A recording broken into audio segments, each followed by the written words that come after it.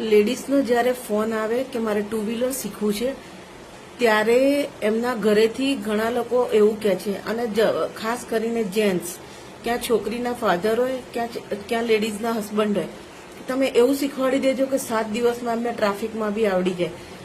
ત્યારે મારો એક જ આન્સર હોય કે ટ્રાફિકમાં તો શીખવાડું, પણ એ કેવી રીતના કરે છે, કેટલું ફોલો કરે છે, કેટલું ઝડપથી શીખે છે, બેલેન્સ અને ચલાવવાનું એના ઉપર ડિપેન્ડ હોય.